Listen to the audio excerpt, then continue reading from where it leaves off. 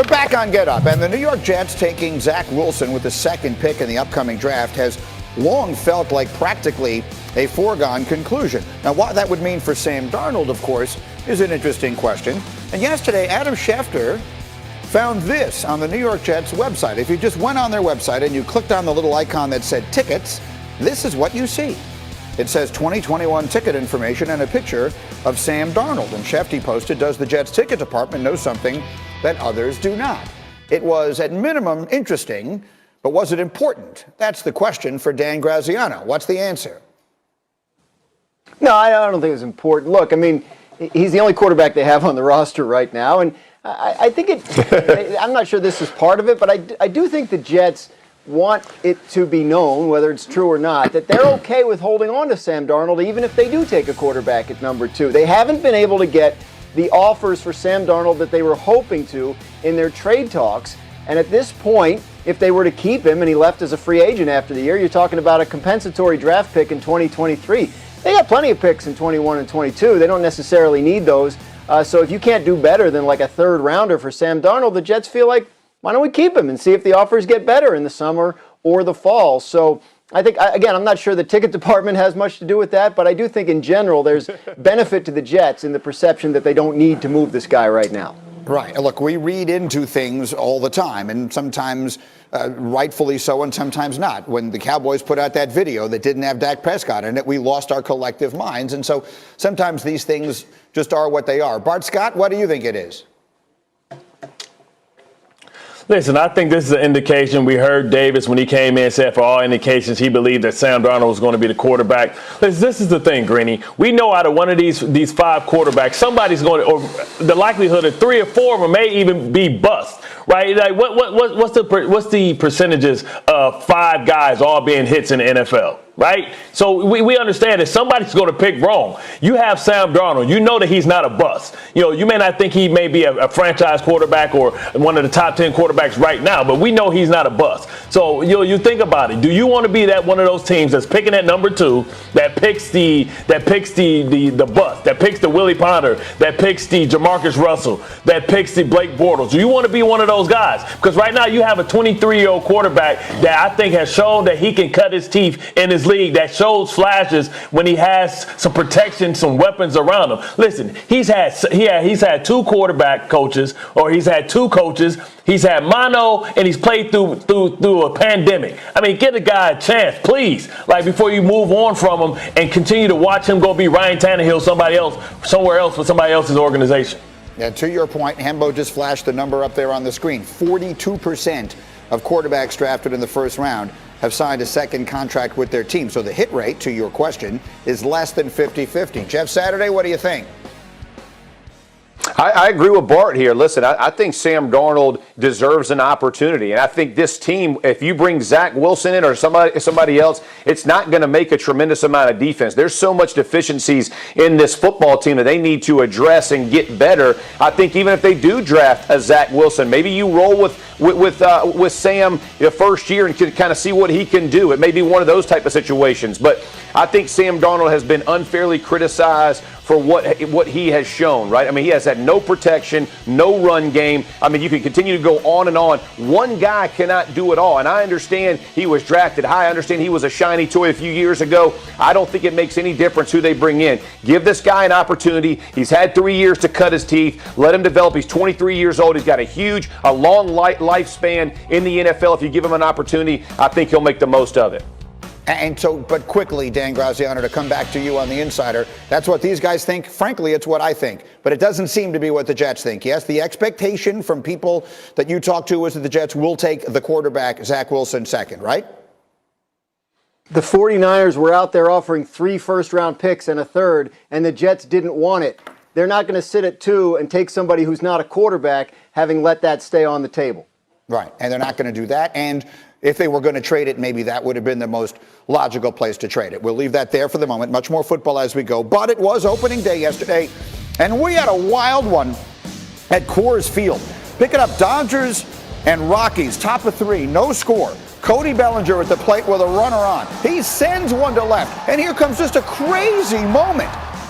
That's Raimel Tapia. He's trying to get a piece of it. He winds up going over the wall. Bellinger's saying it's a home run. Here's the problem. Justin Turner was on base, and he thinks that ball was caught. It's kind of hard to blame him because it looks like it was. But instead, Turner winds up going back. He winds up behind Bellinger. Bellinger winds up passing him on the bases, and so it's an RBI single instead of a 2-run home run. Crazy moment on opening day. Meanwhile, we go to the bottom of the 6th. Dodgers are down 6-4, and Clayton Kershaw is in a little bit of trouble, and now he's in a little bit more. That's a base hit to left. Chris Owings will score, and that's your day for Kershaw. Rockies up 6-4. Kershaw gave up 10 hits, 5 runs, struck out 2. Take it all the way to the 9th. Dodgers are down 8-5. There's 2 outs, and the bases are loaded for Mookie Betts. Here he comes, chance to be the hero, but he can't do it.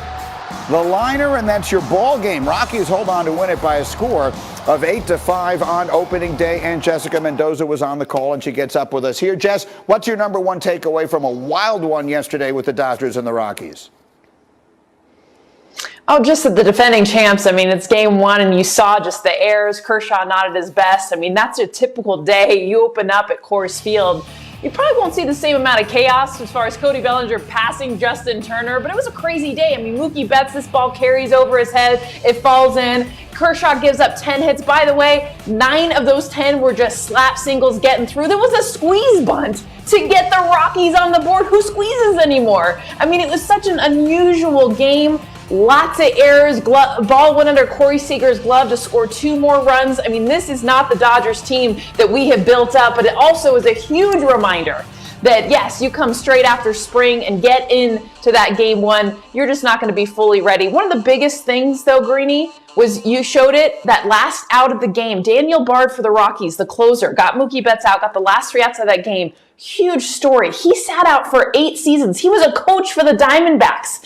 Came back and now is throwing 100 miles an hour. Just an amazing story to come in and close that game against the champs. Now, the Dodgers over-under is 103.5 wins this year, so we'll see where that one goes. Meanwhile, I know you picked out 3 things that you want everyone to see that happened on opening day yesterday, and let's start with Gary Sanchez. You know, you think about what he did last year. 146 just was one of the worst hitters in all of baseball, let alone the expectations that the Yankees have placed on him, how much they need his offense.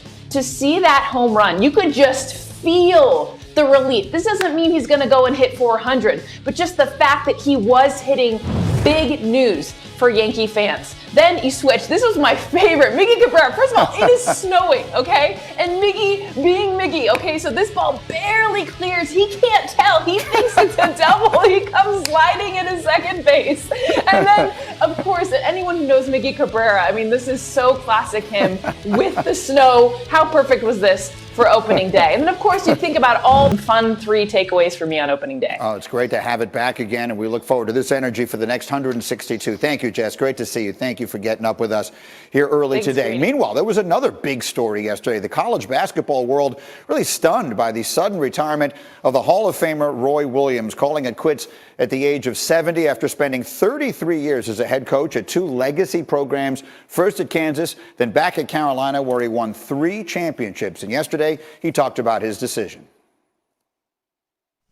I'm not going to say the best man because I never thought I was the best at anything.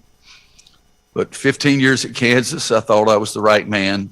And this time at North Carolina, I thought I was the right man. I no longer feel that I am the right man for the job. I don't know what the future holds. In some ways, I'm very sad. And as I said, I'm scared. But I'm also really happy and proud. We did okay. Did a whole lot better than okay. What a run for Roy Williams. 903 wins, 4th most of all time. Only coach with 400 or more wins at 2 D1 schools at Kansas and at North Carolina. All right, coming up, we're expecting this to be a historic draft for quarterbacks, but what are the best fits for each of the 5? We will place them where they belong. Coming up next here on Get Up, and it's time for a little sneaky hembo going head-to-head as usual with Dan Graziano. Here it comes. Which franchise has the longest active drought since drafting a Pro Bowl quarterback? That's the question, and the answer is next. Get Graziano, and it's a tough one. Which is the franchise that has the longest active drought, Dan, since drafting a Pro Bowl quarterback? Yeah, I got to start by saying I have no idea. And when he gives me Pro Bowl stuff, that's a blind spot for me because I feel like everybody makes the Pro Bowl, so it's really tough to figure that out. I have to guess, and I know it's always rundown related with Hembo, right? So, the Jets might be an obvious guess. I think that's probably too obvious. We've been talking about the 40. I'm going to guess the 49ers. It's a guess. No, that is incorrect. The answer is the Cleveland Browns, who have not drafted a quarterback who made the Pro Bowl since Brian Sipe in 1972. Brian Sipe. Right. Of course, their franchise did cease to exist briefly during that time, but it is still a very long time, and that puts one on the board for Hembo. It's now 18-13 in favor of Dan as these two continue to go head-to-head, and the sneaky part is it wasn't rundown related today. All right, in his latest mock draft, Todd McShay, as you know, has the 5 quarterbacks going in round 1, all in the first 11 picks. 1 and 2, you see, are not surprises. The Niners moved up in this latest mock to take Mac Jones. You see Trey Lance there at 7 to Carolina. That's another trade. Justin Fields would be at 11 to New England. That would be another trade. So that's where McShay is putting them. Meanwhile, let's do a different game. I'm going to give you a quarterback. You give me his best fit. Bart Scott, Zach Wilson. What's his fit? Well, for me, a quarterback's best friend is a run game, and a lot we talk about Kyle Shanahan and his run game, but we forget to talk about Arthur Smith and what he's going to be building in Atlanta, and the fact that within that division that Drew Brees is no longer there. Also, Tom Brady will probably be exiting when you get from behind Matty Ice. You have opportunity to only compete against maybe Teddy Bridgewater within the division. You think about throwing a Julio Jones, Calvin Ridley, Hayden Hurst. I think that's a great spot for him. Graziano, how about Justin Fields? I like him in New England, right? With Belichick, it's always about value. And if Justin Fields really ends up being the 5th quarterback taken in this draft, I think the Patriots would be getting a good value. His talent is unmistakable. Get him with Josh McDaniels, see if he can unlock it at the pro level. I think Justin Fields to the Patriots would be very intriguing. And then Jeff Saturday, how about Mac Jones? Got to be the San Francisco 49ers. Again, I liken Kyle Shanahan to an Andy Reid. He's a QB whisperer. He's going to put you in the best situation. He understands about protecting quarterbacks, moving the pocket, understanding levels and throws. He puts you in the best position to succeed. That's exactly the type of system Mac Jones needs to go to. It would definitely be the San Francisco 49ers. Well, speaking of him, we had Tim Hasselbeck on the show a couple of weeks ago, and he had this to say about Mac Jones, what he can do and can't do, where he should go and shouldn't go. Listen to this. I believe now it is a prerequisite, if you're going to be drafted in the first round, that the quarterback can be involved in the run game because of what it does in your number count. So I just look at Mac Jones. He's a good prospect, but to be in kind of the elite of the elite, it's not there for me because I think there are athletic deficiencies. So I'm glad we brought this back because Bart and Jeff, you were both sort of tiptoeing up to talking about this earlier, but now we can really dive into it. Bart Scott, you heard Tim Hasselbeck say it. If you're going to draft a guy that high, number 3 overall is where we're talking about now, and he doesn't check that box, what do you think of it? Yeah. I mean, it's the evolution of the game, right? It's the backside, it's the quarterback being able to hold the backside linebacker and the backside defensive end that creates huge holes in the run game and huge running lanes. And also, with him being that threat, the RPO is a real thing. It sucks those linebackers up, and even the safeties creates space behind them to be able to throw the ball on the play action pass. You're not going to respect that on the backside. If I'm a backside defensive end, I'm flattening out on the run game. So you talk about now you're asked to do more. Just like in basketball, the big man can't just be a big man. He's got to be able to shoot the 3 as well. And I think Mac Jones is good, but I don't think he's the new evolution of the quarterback position. He's a blast from the past. So what you're saying is he's Bob Lanier and we need Nikola Jokic these days at quarterback. I hear you. Jeff Saturday, exactly. Is Tim Hasselbeck right?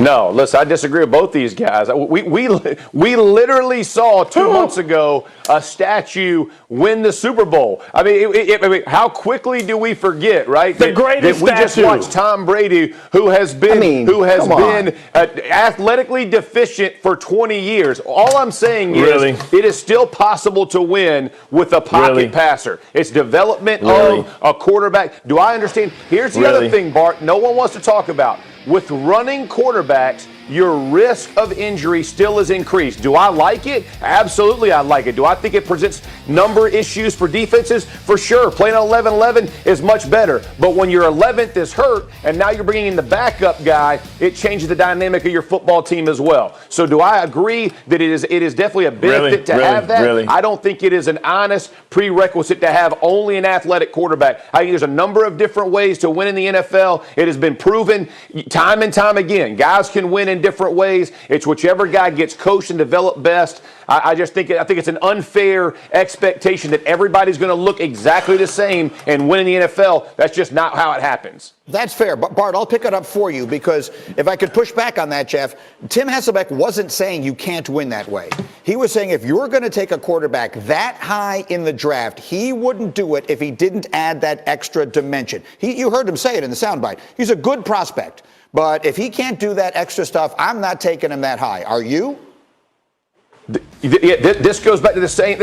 Am I winning the draft or am I winning games? I don't care. Listen, all this nonsense about the freaking draft, I don't care if we win the draft. I want to win games on Sunday. I want to win playoff games. I want to win Super Bowls. I don't care about do I win the draft. Where did I get that pick? It doesn't matter to me.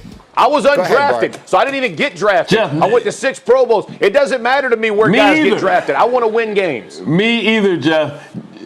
Jeff, name me 3 other successful pocket quarterbacks outside of the GOAT in the NFL right now.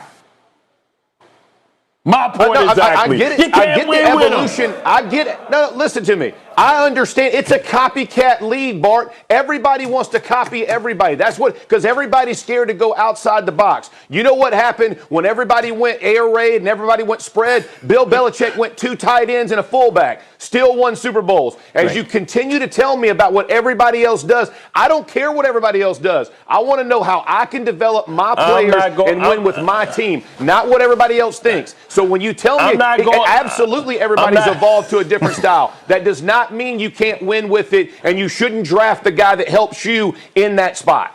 Go ahead, Bart.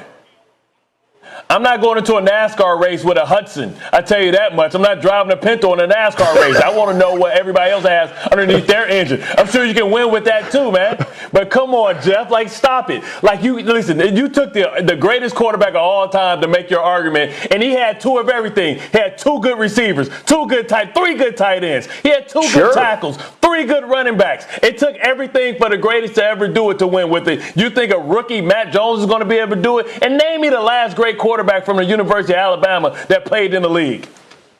That's a cheap I'll wait on that too. Listen, I had to throw a little jab in there because Jeff was winning the argument, so I got personal. That brief delay that comes from the pause is always so amusing. Let's try and Dan Graziano, let me let you get the last word in here on all of this. What is your sense of the degree to which NFL evaluators and people who make these decisions in the draft these days value that secondary ability from a quarterback?